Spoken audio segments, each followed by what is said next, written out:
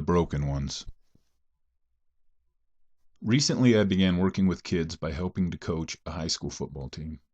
I'm not going to lie, I was initially nervous as to how well I would do and how the kids would respond to me. After all, at 50 years old, how much could we possibly have in common? I arrived at practice the first day and we started running drills. There were other coaches there as well, so I wasn't on my own. It was my first year with these kids, so the other coaches were filling me in on who the different kids were and the experiences they had had with them the previous year.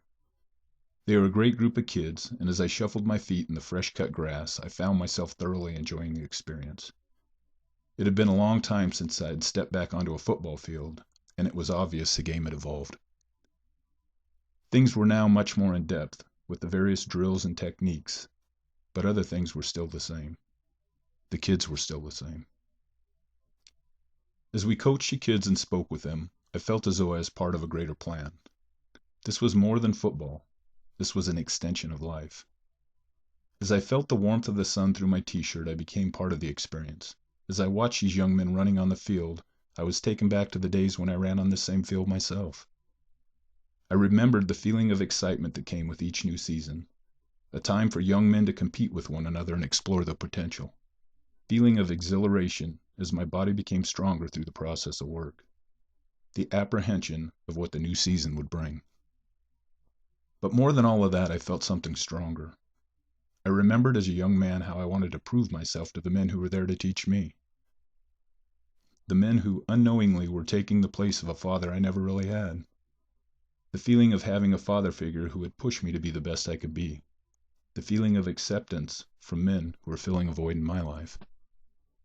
And as all these feelings were coursing through my veins, I began to look deeper at these young men. I felt my heart and soul creating a bond with young men who were much like the young men I had been so many years ago. Who amongst these young men was longing for acceptance?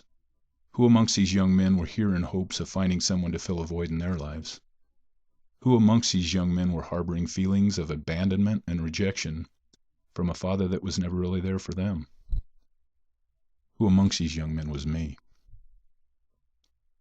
It was at this time that I truly understood why I was there.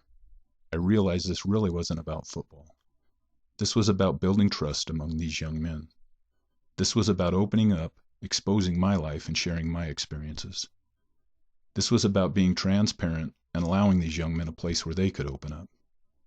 This was ultimately about forging relationships with these young men and building a family. As these thoughts ran through my head, I began to assess each individual, the confident ones, the talented ones, the outgoing and vocal young men of the team. But I found a stronger bond forming with the apprehensive ones, the clumsy ones, the young men who were withdrawn and quiet. Each young man was there for a different reason, and it was up to us to bring them all together. There's something about a broken soul that pulls us close. There's something about looking into the eyes of a young man and seeing the hurt and uncertainty harbored deep inside. There's something about looking into those eyes and ultimately seeing ourselves.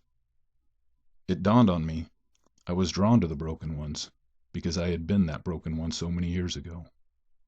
And it also dawned on me, who amongst these young men was unknowingly looking for me the same way I unknowingly was looking for that father figure so many years ago. We went through practice, ran some drills, and then wrapped things up for the day. Each coach spoke briefly with the kids, and I said a few words myself. The season was young, but I could see that what lay ahead of us was something amazing. The kids shook our hands and thanked us for being there. I wondered if any of them realized how much this meant to me. I wondered if any of them had yet to grasp the importance of what was to transpire in the season to come. I took the time to talk with the other coaches, and then I made my way to my car. I opened the door and sat down and took a deep breath. I said a silent prayer to ask for guidance. I asked that my eyes and ears be open to the needs of these kids. I made a vow to be there for them and to give of myself. I asked to be blessed to touch the lives of these young men the same way the men in my past had touched my life. I asked for knowledge and wisdom to say the right things and to do the right things.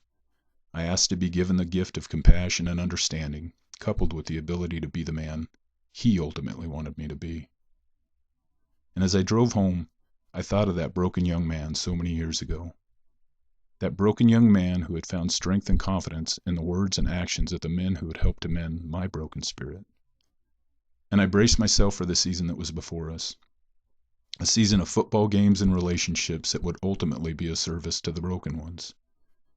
These young men had come before us with their lives and dreams, and it was our responsibility to build responsible young men who might someday step back onto that field to lend their hearts to generations yet to come of broken young men. This is Mitch Speed. Be blessed.